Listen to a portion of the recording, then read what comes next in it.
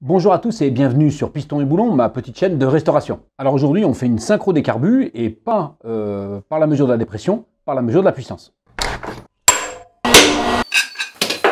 Et c'est parti. Alors j'ai changé les membranes de mes carbus, c'est pas une opération très compliquée, c'est pas très long. Je pense pas avoir pris la bonne méthode, mais bon peu importe, j'ai de toute façon pas filmé, j'ai pas eu le courage de le faire. C'est des choses qui arrivent. Et donc j'ai testé la moto hier et c'était vraiment super, vraiment une bonne souplesse, montée en régime bien meilleure. Je suis très content de ce que j'ai fait. Mais tout le monde me dit, maintenant que tu as changé les membranes, il faut resynchroniser les carbus. Il se trouve que j'ai vu une méthode aux États-Unis où, au lieu de le faire en mesurant la dépression, sur un bicylindre, hein, quel que soit le type de moteur. Alors c'est une méthode qui est dite par mesure de la puissance, en réalité c'est juste l'équilibre des tours moteurs entre les deux cylindres. Donc on va faire marcher les cylindres en alternative 1 sur 2 et vérifier qu'avec la même accélération, on a le même nombre de tours moteurs. Et donc normalement ça veut dire qu'on est équilibré en termes de régime. Voilà, c'est plutôt par l'équilibre des régimes que par l'équilibre des puissances, même si, je suis désolé, le titre est un peu accrocheur. Donc j'ai tourné la moto avec l'arrière vers l'extérieur, parce qu'il va falloir le faire en tournant et que l'échappement, ça va vite enfumer le garage. C'est pour ça que je suis un peu à contre-jour, je suis désolé. La première chose à faire, c'est d'être capable de mettre un cylindre ou l'autre à la masse pour faire marcher la moto sur un cylindre et vérifier l'équilibre entre les deux. Alors pour faire ce que je veux faire, il faut pouvoir mettre l'allumage à la masse, alternativement sur un cylindre ou sur l'autre, et si possible sans avoir à tout démonter, donc de manière un peu facile. On pourrait débrancher l'antiparasite, mais on n'aurait pas l'allumage à la masse, et là on risque d'avoir des problèmes avec les bobines. Comme elles sont neuves, ça m'embête de les abîmer. Donc l'idée c'est quoi? Je récupère un petit écrou là, qui est au-dessus des bougies, là, quand elles sont vendues neuves, pour le visser là. Je récupère, j'ai pris une petite, j'ai pris une vis que j'ai juste coupé la tête, hein, donc pour la visser dessus. Ce qui est bien, c'est que comme en fait l'écrou là est assez long, on peut faire les deux à la fois, comme ça, crac, et je mets l'antiparasite dessus. Bon, ça tient pas extrêmement bien, mais je pense que ça suffit. En tout cas, je vais tester comme ça. Je fais pareil de l'autre côté. J'ai préparé ma petite vis, et puis on essaye au moins de régler déjà le ralenti, puisqu'en fait la première chose c'est de régler le ralenti. Donc, on va mettre en marche, et puis on mettra à la masse avec un gros tournevis un peu isolé, comme ça, un cylindre, voir que la moto tourne, et que quand on fait l'autre côté, on ait le même nombre de tours moteurs. Normalement, c'est ça. Il suffit que la moto tourne au ralenti avec un cylindre. Après, s'il faut changer un petit peu le réglage du ralenti, il suffira de tourner les vis de réglage de la même manière de deux côtés. Bon, on essaie de mettre en route comme ça, avec ce système-là. C'est pas dit que ça fonctionne.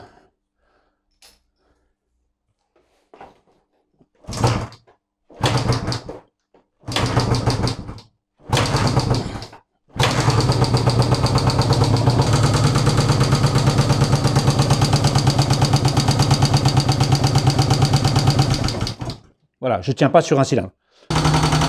Alors j'ai accroché une petite pincetto sur l'accélérateur avec un chiffon bien sûr, pour avoir un régime moteur un tout petit peu plus haut, stable. Bon, je suis à 1200 tours, hein, c'est vraiment proche d'un ralenti. Hein.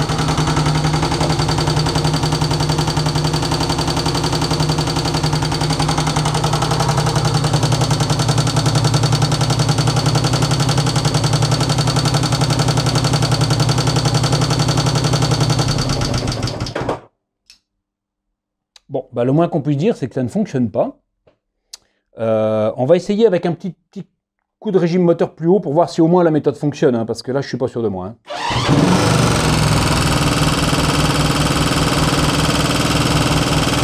« 2004 ».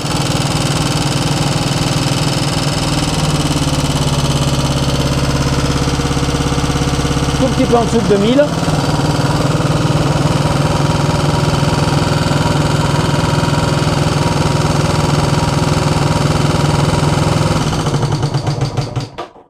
Et là, je coupe. Donc voilà, c'est pas du tout bon. Hein. C'est pas du tout bon puisque, en fait, j'arrive à tourner sur un cylindre, mais pas sur l'autre.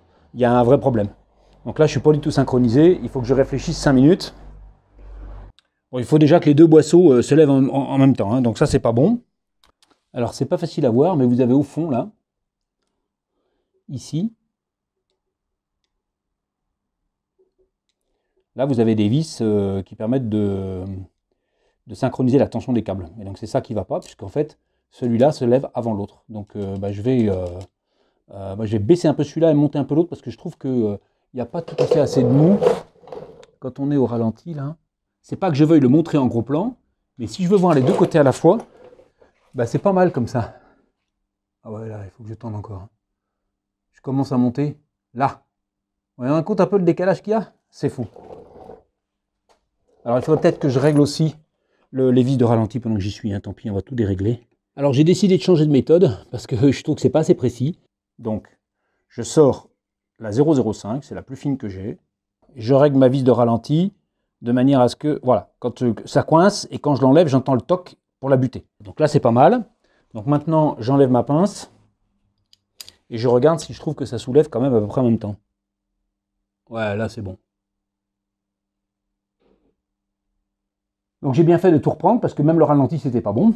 Donc maintenant on va pouvoir régler le ralenti déjà parce que c'est pas dit qu'il soit bon puisque j'ai tout touché. Et puis on va voir si je peux arriver à les équilibrer ou pas. En tout cas, la cale d'épaisseur pour l'ouverture du boisseau, c'était une bonne idée.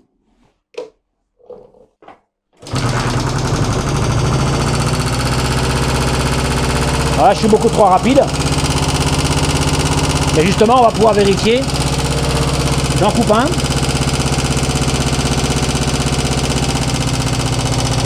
Et là, je devrais pouvoir régler l'autre en fait, parce qu'il est trop haut. Mais je vais couper l'autre pour voir ce que ça donne quand même avant. Que je ne sois pas trop déséquilibré.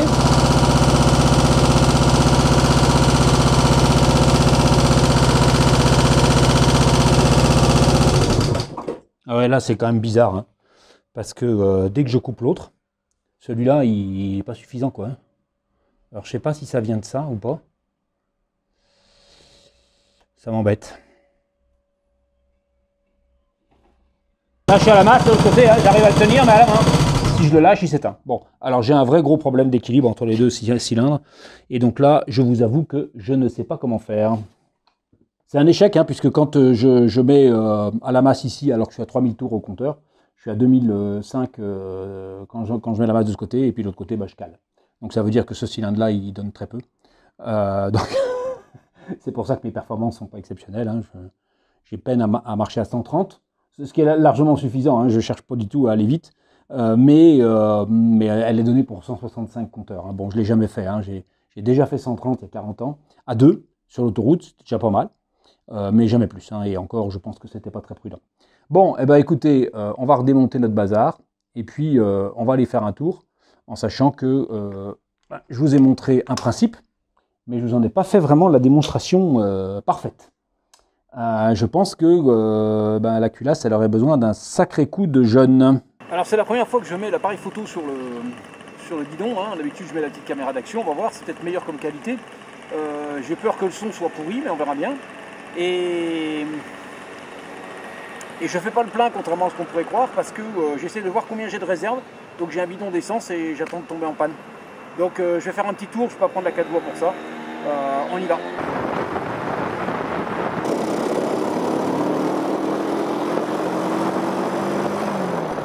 Voilà, je suis tellement content de mes nouveaux réglages qu'on est monté en montagne faire un petit tour. Et ça grimpe bien cette petite bécane quand même. Hein. Donc, même si ma culasse reste un petit peu moyenne en niveau état, et donc ça fume un peu sur le cylindre droit, et puis on a vu que l'équilibre entre les cylindres n'était pas extra. Mais en tout cas, pour le moment, c'est déjà pas mal, à moins de tout redémonter et de trouver quelqu'un pour me rectifier ça. Ça va rester comme ça. Je vous remercie d'avoir suivi cet épisode de Piston et Boulon, et je vous dis à bientôt pour une nouvelle vidéo.